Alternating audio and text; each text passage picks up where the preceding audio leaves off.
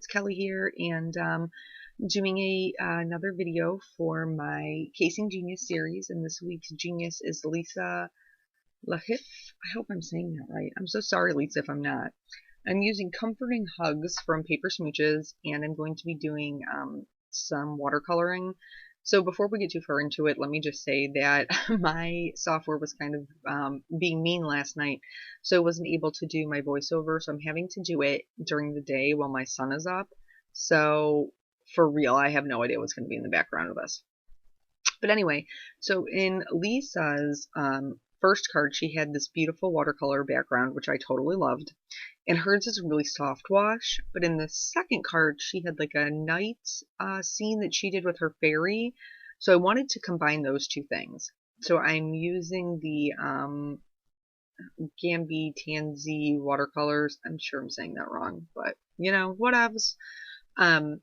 So I wanted to build a scene without building a scene. Like, that was my game plan. So I thought I could very easily do a night type sky scene with just a block of watercolor. So I added clean clear water down in the shape of a rough shape of a square, and then I'm just picking up different colors to add to it. And the whole idea behind watercolor is that you build layers. This is a huge struggle for me personally because I want like instant results, instant gratification. But I have found that I can usually get what I'm looking for in 2 layers. So that's not totally terrible. Anywhere my water is pooling on the edges, I'm just going to go ahead and sop some of it up. Because like I said, I am going to be doing another layer, so not that big of a deal. And then I went ahead and heat set it so I can move on to the next layer. I really do, I'm learning to use these watercolors, and I really do like their vibrancy. They're really beautiful pigments, but I'm still struggling for me to figure out how to use them. So with the second layer, I didn't add down water first. I just picked up water on my brush and then dipped into the pigment and put it down. So it is a lot more vibrant.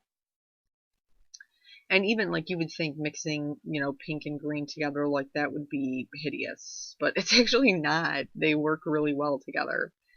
So, yeah, they're super cute.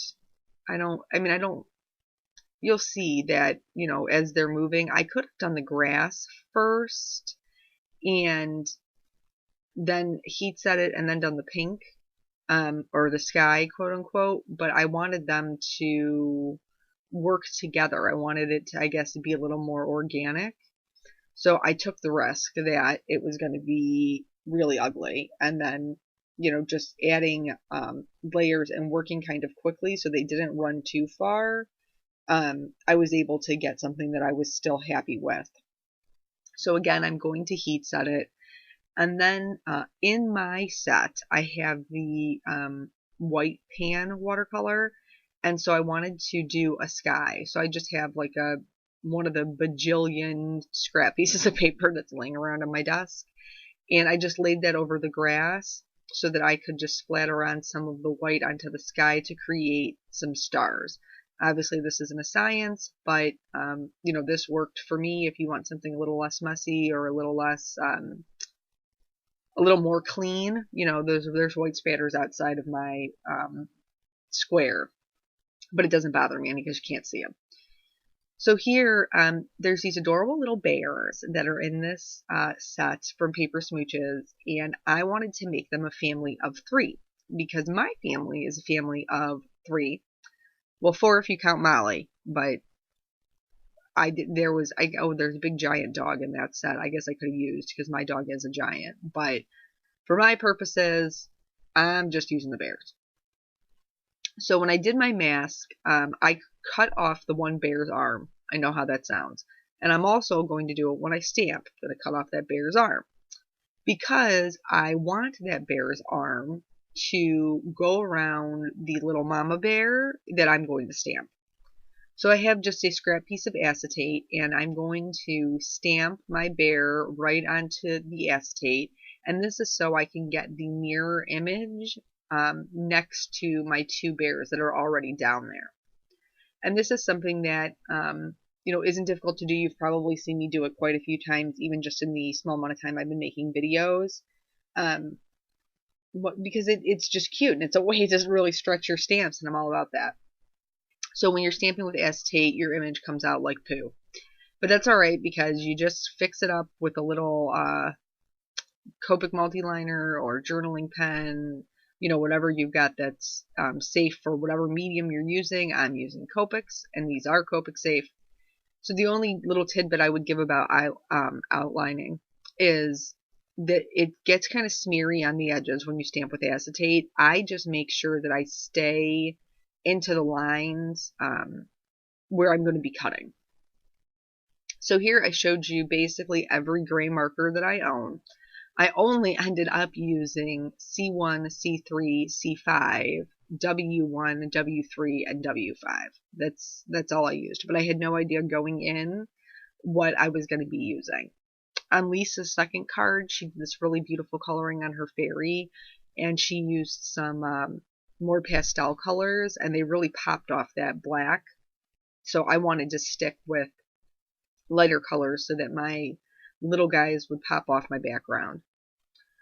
So I'm doing my Copic coloring the same way that I always do, starting with my lightest, working out to my darkest, using, feathering motions, a light hand with just the tip of the marker, and then I'm going back from darkest to lightest. So I wasn't really sure how I was going to color them. I made him the cool grays. Oh, I'm bringing in a little bit of R81 just for their little ears, because, that's cute. And then for the mama bear, I went in with the W's. Yeah, just because, for some variation, I didn't want them to all be the same color standing next to each other. So I'm doing, the same thing again, darkest to lightest, and I had forgot to color his arm that's around her, so I had to go back in just real quick and add a little bit of color to that. And he looks like he has like the world's longest arms, doesn't he? But that's okay. That's all right, because he's got a little chubby baby bear and a little chubby bear mama, and you got to have long arms to hug little chubby bears. It's just, I don't know. I think it's in the rules. You'll have to double check. But anyway, so for hers, I pretty much just did the same thing. Now, later on, I'm just going to mention it now because I don't know. I forget things. Like, I don't know if you guys realize that, but I'll just be like random, and then it's like squirrel, and I don't know what I'm talking about. So later on, after I was done, I did decide I want to make her a bit more feminine. There's a super cute little bow that Kim has included in this set. It's a solid stamp. So I stamped it in bubblegum ink by Hero Arts, and then I just went in and added some shading with my Copics. I used RV55, which I'm including, but you literally can barely see it. And then I used RV19 and RV69 just to add a little bit of shading, and then I outlined it with my Copic multiliner because I don't know, everything has to match. Like, I can't have something that is no line and something that is black outline together because I have problems. I don't know. But anyway, so I wanted my little, the little baby bear to be a good mix of mom and dad's colors. So I decided to give him some little spots. So after I drew in where I wanted the spots to be, I was just adding the shading in, and I'm straight up, this is not correct at all. Like, light source wise, not right, not realistic whatsoever. So just giving you that warning before before I finish out the coloring, because it's just not. If the shading, or I'm sorry, if the light source was coming from the right hand side, like it appears with mom and dad, then his shading wouldn't be on the right hand side. But whatevs. It is what it is. It's supposed to be super cute and fun. And I think that they are super cute. So I'm good with it. So, yeah, I'm just laying down some shadows in the grays. And then once I'm done and I get the color of his body to be what I want it to be, I'm just going to go in and hit those areas of the spots with the lightest W marker again, just to kind of blend everything together and make it look a little more cohesive. Right now it looks, super separate. So after I was done with that, I went ahead and re-outlined everything. And the reason that I do is because Memento Tuxedo Black ink is great for Copics, but it is not that great for like having a true black. Plus, when you're doing the mirror image stamping, how about that? That makes more sense. Sometimes your line width can vary. So if you re-outline everything all together as one unit, it could help make it look more like one stamp, a little more cohesive. So after I had outlined it, I went ahead and trimmed it out. All of Lisa's little characters she trims out and pops up. I think she uses dies. I don't own dies for this, and even if I did, I couldn't use it because I added a third bear. So I'm going to go ahead and use my Tuxedo Memento Black ink on marker on the side of it, just so it's more finished. And then I started playing around with arranging what I wanted. Now you'll see that the card looks a little bit different. She has a bow, and there's some black ink splatters. I had forgot that I wanted to add them when I had it taped down, so I ended up adding them after the fact. Sorry about that. Yeah.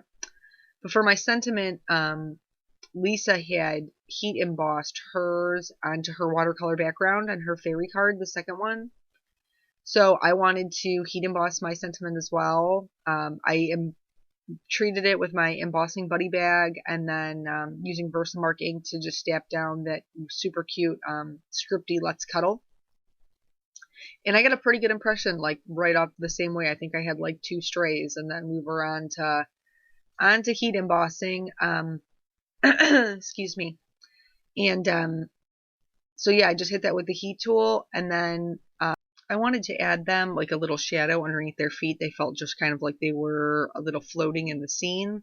So I'm just using my C markers. I used C5 and C3 because the ground was already really dark, and just kind of added that underneath their feet. Once I got the darkest one down, I can just go ahead and move them and use the C3 to just blend them out.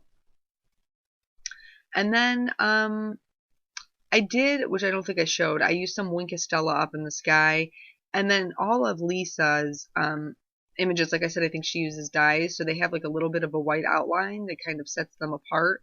So I kind of wanted to mimic the same thing, and I just traced my image with a white gel pen. I'm going to pop my panel up on some craft foam, and I just used black because I'm going to use black cardstock on top of my white card base. So once that was all done, I can just go ahead and add my little guys, and I did pop them up on Scotch foam tape as well, just for a little bit more dimension. And then I wanted to add some sequins, because I can make like nothing, 0 things, without those clear sequins from Pretty Pink Posh. I mean, if you own them, you have to use them. I think there's like, I don't know, there's like a little spell that comes in the bag, and then as soon as you open them, you fall madly in love with them, and you have to put them on everything that you make, I think. So here I'm just going to adhere the watercolored panel to my card base. I couldn't even think what to call it, something panel. And then that was pretty much the card. So I'm still doing my Casing Genius anniversary challenge over at the blog. There's lots of good stuff to win, so I hope you'll come over and visit. And I hope that you will go leave Lisa some love as well. If you're watching on YouTube, I will put the links in the descriptions. Thank you so much, guys. I hope you have a wonderful day. Bye.